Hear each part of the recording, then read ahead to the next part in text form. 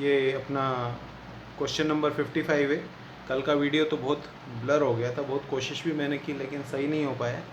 अब तुम लोगों को चाहिए हो तो मैं क्वेश्चन की पिक सेंड कर दूंगा व्हाट्सएप पर, अगर ज़रूरत हो किसी क्वेश्चन की तो यहाँ से देखने की कोशिश करो। क्वेश्चन नंबर 55 है, बोल रहा है sum of m number equals to n square and n number is m square, then what is the average of mn। ये mn बोलकर इसने तुम्हारी ज़िंदगी ख़राब कर दी। ऐसे मानो 2 मिनट के लिए, यहाँ मैं समझाने की कोशिश कर रहा हूँ।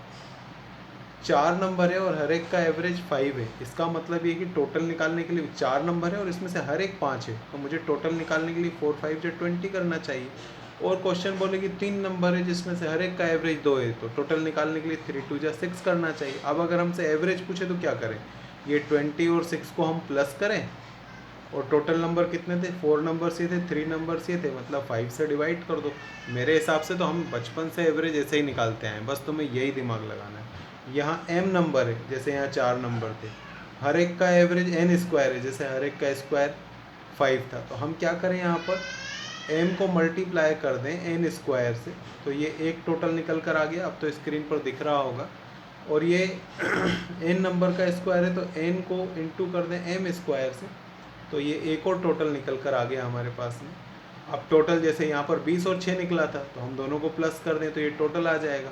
नंबर कितने थे, जैसे 4 और 3 नंबर थे हमारे पास में, ऐसे ही यहाँ पर कितने नंबर है हमारे पास में, m और n, मतलब हमारे पास m प्लस n नंबर है, तो इसको m प्लस n से डिवाइड कर देंगे। अब इस पर ध्यान देने की ज़रूरत नहीं है। तो अब इसको ज़रा सॉल्व करना पड़ेगा भैया मेरे। इसको सॉल्व कैसे कर सकते हैं अपन, m n square plus n m square upon m plus n।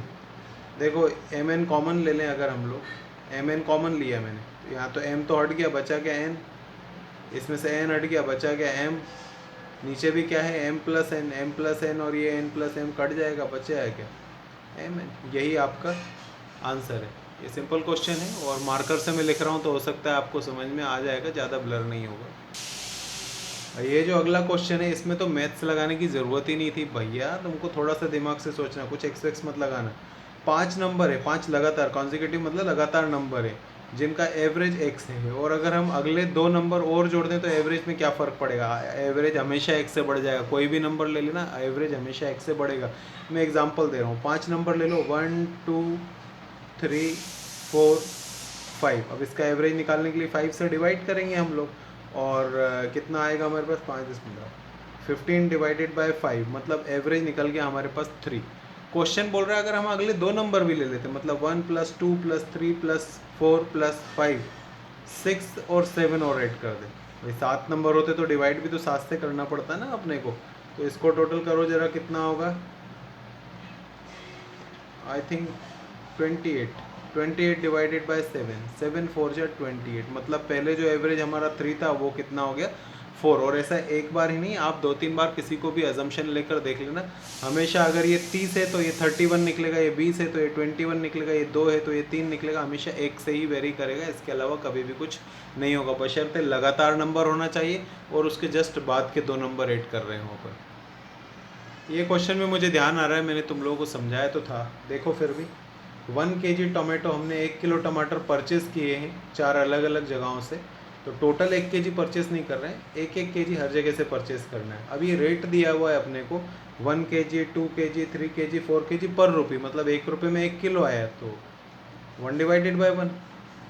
और 1 रुपये में 2 किलो आ रहा है तो 1 डिवाइडेड बाय 2, 1 रुपये में 3 किलो आ रहा है तो 1 डिवाइडेड बाय 3, 1 रुपये में 4 किलो आ रहा है तो 1 डिवाइडेड बाय 4। ये तो मेरे पास से पता चल जाएगा टोटल 4 किलो खरीदने में मेरे कितने पैसे जा रहे हैं। इनको प्लस करना पड़ेगा, एलसीएम आएगा इनका आई थिंक 12, तो ये हो जाएगा 12 प्लस 6 प्लस 4 प्लस 3, टोटल करो जरा इनको, 12 22 25, 25 डिवाइडेड बाय 12, इतने रुपए हमारे खर्च हुए। क्वेश्चन बोल रहा है 1 रुपये का एवरेज बताइए, 1 किलो कितने का आया ये नहीं, 1 रुपये में कितने किलो आया ये पूछ रहा है। तो टोटल 4 किलो है और इतने रुपए है, तो रुपये से डिवाइड कर दो, 25/12 से डिवाइड करोगे तो 25 नीचे आ जाएगा, 12 ऊपर चला जाएगा, टोटल आएगा 48/25।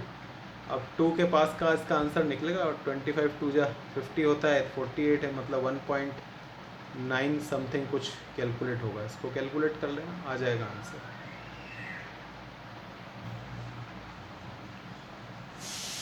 ABCD 5 वर्कर्स हैं हमारे पास में। A 4 मिनट में कर रहा है, B 5 मिनट में यूनिट बना रहा है, C 6 मिनट में यूनिट बना रहा है, D 10 मिनट में और ये 12 मिनट में। तो यहाँ से 1 यूनिट का काम तो हम निकाल ही सकते हैं।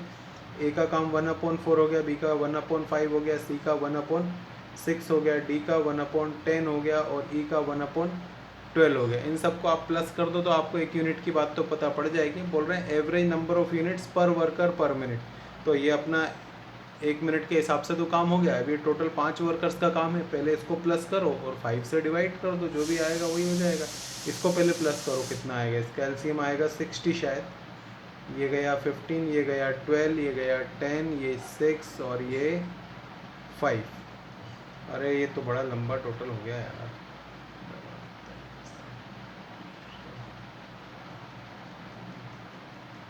48 डिवाइडेड बाय 60, 12 4 जा 12 5 जा 4/5, मतलब कुल मिलाकर हमारा 1 यूनिट 1 मिनट में तो निकल गया 4/5। अभी 5 वर्कर बना रहे हैं, हमें 1 वर्कर का पूछ रहा है तो इसको 5 से और डिवाइड करना पड़ेगा, मतलब निकलेगा 4/25। अब तुम लोग ऑप्शन चेक कर लेना, 4/25 आंसर है। अगर डेसिमल में दिया हो तो 4 को डिवाइड कर देना, कितना निकलेगा 25, 4 जा 4 4 जा 16.16 निकलेगा अगर डेसिमल में निकालेंगे तो। और वो तो ऑप्शन देख लेना, आंसर तो यही है 4/25। अब ऑप्शन देखकर डिसाइड करना कि हमें किस तरफ जाना है। जहाँ तक मुझे याद आ रहा है, ये तो शायद एग्जाम्पल में भी ये क्वेश्चन था, 77 नंबर क्वेश्चन है। एवरेज ऑफ 40 इनिंग्स, 40 बार कोई खेलने आया तो उसका एवरेज बना 50 रन, हर बार 50 रन बना रहा है, तो 40 × 50 मतलब टोटल मिलाकर उसने 2000 रन्स बनाए होंगे। Highest score exceeds 172 by lowest score. अब ये जो हमने 40 बार स्कोर बनाए हैं उसमें से कोई हमने सबसे ज़्यादा स्कोर बनाया होगा, वो x है, तो जो सबसे छोटा स्कोर होगा वो हमारा बड़े वाले से 172 कम होगा। ये हाईएस्ट स्कोर हो गया और ये आपका लोएस्ट स्कोर हो गया। तो टोटल 2000 में ये सब इंक्लूडेड है। इफ़ 2 इनिंग्स आर एक्सक्लूडेड, अगर इन 2000 रन में से हम ये 2 हटा दें, 2000 में से हम x भी माइनस कर दें और ये x माइनस 172 भी माइनस कर दें, ये 40 इनिंग का आंसर था तो अभी 38 इनिंग का आंसर रह जाएगा। इसको 38 से डिवाइड करेंगे तो एवरेज निकलेगा 48। ये क्वेश्चन में बोला है अपने से, हमसे बोल रहे हैं हाईएस्ट बताइए। हाईएस्ट को ही हमने x अज्यूम किया था। अभी इसको मैंने, अभी आप लास्ट वीडियो कहीं देखोगे तो मैंने उस वीडियो में इसको सॉल्व करवाया था। इसको सॉल्व करना, आंसर मेरे को शायद आंसर भी याद है इसका, 174 आंसर निकला था। फिर भी तुम लोग सॉल्व कर देखना, नहीं सॉल्व होगा तो देखेंगे, वैसे है आपके पास वीडियो में कहीं ना कहीं। ये क्वेश्चन थोड़ा ठीक ठाक है, इसको देखो, ज़्यादा थोड़ा लॉजिकल समझ लेंगे अपन कॉमर्स के स्टूडेंट के हिसाब से। 10 साल पहले की बात है, 10 ईयर्स अगो 8 लोग हैं हमारी फैमिली में और उनकी एज का टोटल था 231। 8 लोग हैं और उनकी एज का टोटल है 231। 3 साल के बाद, भाई 3 साल के बाद तो हर एक आदमी 8-8 साल बड़ा हो जाएगा ना यार 3 साल में, मतलब टोटल 24 एज हमारी बढ़ जाएगी। तो अब एज कितनी हो जाएगी हमारी, 255 आई थिंक हो जाएगी। अब हमारी 3 साल के बाद एज हमारी हो जाएगी 255। 10 साल पुरानी बात थी, 10 साल में से 3 साल तो चले गए, अभी भी हमारे पास में 7 साल बचे हैं। 3 साल के बाद हमारी एज कितनी होगी, 255। लेकिन बोल रहा है एक 60 साल वाला आदमी जो था वो मर गया और एक नया बच्चा उसी समय पैदा हो गया। भाई 60 साल वाला आदमी मरा तो 60 माइनस होगा, लेकिन जो नया बच्चा पैदा हुआ उसकी तो कोई एज है ही नहीं, एज तो जुड़ेगी नहीं। लेकिन लोग एक कम हुए, एक आदमी बढ़ भी गया। भाई लोग तो हमारे पास 8 ही हैं, लेकिन हमारा टोटल जो है वो 60 से कम हो जाएगा। 15 - 6 9 और ये 195। 3 साल बाद की बात है। फिर क्वेश्चन बोल रहा है फिर अगले 3 साल बाद, 7 में से फिर 3 साल माइनस कर दो, भाई अभी भी 4 साल बच रहे हैं। अगले 3 साल के बाद फिर से क्या हुआ, एक 60 साल का आदमी मर गया और एक बच्चा पैदा हो गया। अब लोग तो 3 ही थे ना, 3 साल के बाद पहले इनकी एज 24 साल बढ़ेगी भी, तो हर एक 8-8 साल का बड़ा भी तो हो जाएगा, 219। लेकिन एक 60 साल का आदमी मर भी गया है हमारे पास, तो 9 11 - 6 कितना होता है यार, 5 और 159 हो गया हमारे पास। लेकिन ये याद रखो कि एक आदमी गया है, एक आदमी आया भी है। लोग हमारे पास अभी भी 8 ही हैं और अब तक 6 साल की बात ख़त्म हुई है। आपसे करंट एवरेज पूछा गया है, तो अगले 4 साल में हर आदमी 8-8 साल, 8 वाला हर 4-4 साल बड़ा होगा तो टोटल 32 जो है हमारा एवरेज बढ़ जाएगा। 92 191। आज की डेट में 8 लोगों की जो टोटल एज होगी वो 191 है। हमसे एवरेज पूछ रहे हैं, तो 191 को 8 से डिवाइड कर दो, कितना आएगा? 8 2 जा 16, बचा अपने पास में 3, 8 4 जा तो नहीं आएगा, 8 3 जा 24, फिर 8 8 जा 64, 8 7 जा 50, 23.7। और क्वेश्चन बोल रहा था राउंड फिगर में आंसर निकाल कर दो, मतलब 24 साल में। दोबारा समझा दे रहा हूँ। 10 साल पहले की बात थी, फिर 3 साल कम कर दो तो 7 साल पुरानी बात हो गई, फिर 3 साल कम कर दो तो 4 साल पुरानी बात हो गई। वो सब बातें आपको टोटल 10 साल का हिसाब लगाना है। तुम्हें ये समझना है कि कोई जिंदा हो या कोई मरे, लेकिन जो जितने भी लोग हैं, अगर 1 साल निकल गया तो हर एक की एज 1 1 साल बढ़ जाएगी। ऐसे ही 8 लोगों की एज 3 साल में 8 8 साल बढ़ेगी, तो 3 3 साल बढ़ेगी, तो टोटल 24 साल एज वैसे ही बढ़ जानी है। लेकिन एक आदमी मर गया तो एज कम हो जाएगी। फिर अगले 3 साल में लोग तो 8 ही थे, क्योंकि एक बच्चा पैदा हो गया था, तो आज जो पैदा हुआ है 3 साल बाद उसकी एज भी तो 3 हो जाएगी ना। तो हर एक की एज 3 3 साल बढ़ जाएगी, तो 8 लोगों की एज 24 फिर से बढ़ जाएगी। लेकिन फिर एक आदमी मर गया तो फिर से 60 कम हो जाएगी। अभी भी हमारे पास 4 साल बचे हुए हैं। अब कोई ना जिंदा हो रहा है ना मर रहा है, 8 ही लोग हैं। हर एक की 4 4 साल बढ़ेगी, तो 4 साल में 32 हमारा टोटल बढ़ जाएगा। टोटल होगा 191 और लोग होंगे हमारे पास 8। बस डिवाइड करना है, राउंड फिगर में आंसर निकालना है। अब ये नेक्स्ट क्वेश्चन आपको दिख रहा है, क्वेश्चन नंबर 143। क्वेश्चन तो आप रीड कर लेना, ये तो मैंने अपनी जानकारी के लिए लिखा हुआ है बस। 6 लोग हैं फैमिली में, उसमें से एक हस्बैंड है, एक वाइफ है और 4 बच्चे हैं। एवरेज ऑफ फैमिली की एवरेज एज जो है after the birth of first child, second, third, fourth, चारों बच्चों के बाद, जब पहला बच्चा पैदा हुआ तो फैमिली की एवरेज एज 16 हो गई। दूसरे बच्चे के बाद फैमिली की एवरेज एज 15 हो गई। तीसरे के बाद फिर 16 हो गई। चौथे के बाद फिर 15 हो गई। आपको सबसे बड़े बच्चे की एज बतानी है। अगर प्रेजेंट एज जो फैमिली की, वो एवरेज एज कितनी है? 16। ज़्यादा कुछ दिमाग मत लो। ये जब पहला बच्चा हुआ, दूसरा बच्चा हुआ, तीसरा बच्चा हुआ, चौथा बच्चा हुआ, पहले बच्चे के बाद एवरेज 16 था, दूसरे के बाद एवरेज 15 था, तीसरे के बाद 16, चौथे के बाद 16 और अभी इस समय 16 चल रहा है। जब पहला बच्चा भैया पैदा हुआ होगा तो लोग कितने होंगे? 3, मम्मी पापा और बच्चा, तो 16 इंटू 3, मतलब हमारी टोटल एज 40 होगी। जब दूसरा बच्चा पैदा हुआ होगा तो 4 लोग हो गए होंगे, 60 एज हो गई होगी। जब तीसरा बच्चा पैदा हुआ होगा तो 5 लोग हो गए होंगे, 80 हो गई होगी। जब चौथा बच्चा पैदा हुआ होगा तो 6 लोग हो गए होंगे, 90 हो गई होगी। और अभी तो और कोई पैदा भी नहीं हुआ, मरा भी नहीं, तो ये 96 होगी। अब मैं तुम्हें समझाना चाहता हूँ, पहला बच्चा पैदा हुआ, लोग कितने थे? 3। यहाँ जाकर लोग 4 हुए, लेकिन यहाँ से यहाँ तक तो 3 ही लोग थे। तो ये जो डिफरेंस आया है, कितने साल का डिफरेंस आ रहा है? यहाँ पर 12 साल का, यहाँ डिफरेंस आ रहा है 20 साल का, यहाँ डिफरेंस आ रहा है 20 साल का ना, 10 साल का, यहाँ डिफरेंस आ रहा है 6 साल का। ये जो डिफरेंस है, ये जो एज बढ़ रही है 48 से 60 हो रही है, ये चौथे बच्चे के कारण नहीं बढ़ी। चौथा बच्चा तो यहाँ से बड़ा ग्रो करना चालू करेगा ना, यहाँ से यहाँ तक तो ये 3 लोगों की एज बड़ी होगी। तो डिवाइडेड बाय 3, मतलब मम्मी की एज भी 4 साल बढ़ गई होगी, पापा की एज भी 4 साल बढ़ गई होगी, और जो बच्चा पैदा हुआ उसकी एज भी 4 साल बढ़ गई होगी। तो सबसे बड़ा बच्चा पहले पैदा होगा, मतलब बड़ा बच्चा यहाँ पर जब दूसरा वाला बेबी पैदा हुआ था तो सबसे बड़ा लड़का जो था वो, या लड़की जो थी वो 4 साल की थी। अब ये जो 20 बढ़ रहा है, ये कितने लोगों की एज बढ़ रही है? यहाँ पर आपका 5वां आदमी आ रहा है, तो ये जो डिफरेंस है तो 4 लोगों के कारण इंक्रीज हो रहा है। तो कहने का मतलब ये है कि यहाँ से लेकर यहाँ तक हर एक की एज 5-5 साल बढ़ गई होगी। तो जो बड़ा लड़का 4 साल का था उसकी 5 साल एज और बढ़ गई होगी, मतलब वो 9 ईयर्स का हो गया होगा। ये जो 10 साल एज है, ये 5 लोगों के कारण बढ़ रही है, तो हर एक की एज 2-2 साल बढ़ गई होगी। मतलब जो बड़ा लड़का था वो पहले बच्चा जब पैदा हुआ तो 4 साल का था, जब अगला बच्चा पैदा हुआ तो उसकी एज 5 और बढ़ गई तो 9 साल का हो गया। फिर अगला बच्चा पैदा हुआ तो 2 साल और बढ़ गई, 11 हुआ। अब ये तो 6 लोगों की एज है, मतलब 1 साल एज और बढ़ गई होगी।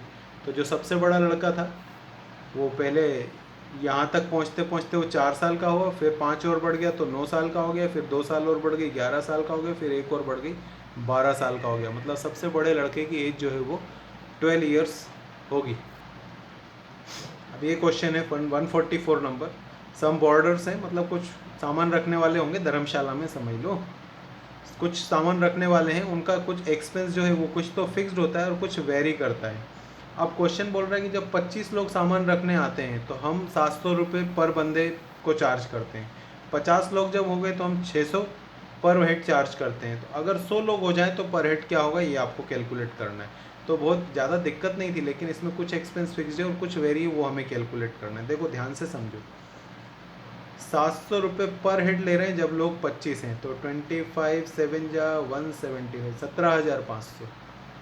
और जब लोग हो गए हमारे पास में 600, सॉरी, जब लोग हो गए 50, तो हम उनसे 600 रुपये के हिसाब से चार्ज करने लगे, मतलब 30,000 चार्ज कर रहे हैं। इसका मतलब ये हुआ कि डिफरेंस 12,500 आया, डिफरेंस 25 आया। मैं ये समझाना चाहता हूँ आपको कि जब 25 लोगों से 50 लोग हो गए, मतलब कितने बढ़ गए, 25 लोग बढ़ गए, तो हमारा खर्चा 17,500 से 30,000 हो गया, मतलब खर्चा भी कितना बढ़ गया, 12,500 बढ़ गया। जो खर्चा बढ़ता है वही वेरिएबल कहलाता है, जो बढ़ता नहीं है वो फिक्स्ड रहता है। तो तुमने शुरू वाले लोगों से 17,500 रुपये लिए, जबकि तुम्हें पैसे जो वेरी कर रहा है वो सिर्फ कितना हो रहा है, 12,500। एक्स्ट्रा लोग बढ़ने पर एक्स्ट्रा खर्चा 12,500 हो रहा है। तो मैं ये समझाना चाहता हूँ कि 17,500 में से 12,500 तो वेरिएबल एक्सपेंसेस है जो चेंज हो रहा है, और 5,000 जो है वो फिक्स्ड एक्सपेंसेस है। हमेशा ये फिक्स्ड रहेगा, मतलब इतना खर्चा तो होना ही है। फिर जितने ज़्यादा लोग आते जाएंगे उतना उतना खर्चा हमारा बढ़ता जाएगा। तो फिक्स्ड एक्सपेंस हो गया हमारा 5,000 रुपये, और वेरिएबल एक्सपेंस है 12,500। अब ये जो 12,500 खर्चा हुआ है ये 25 लोगों पर खर्चा हुआ है, 25 मतलब एक आने वाले बंदे पर 500 रुपये हमारा खर्चा होता है। 5,000 तो फिक्स खर्चा है ही टोटल, कोई आए या कोई ना आए इतना तो हमें खर्चा करना ही है। अब हर नए बंदे पर 500 रुपये एक्सपेंस करना पड़ता है।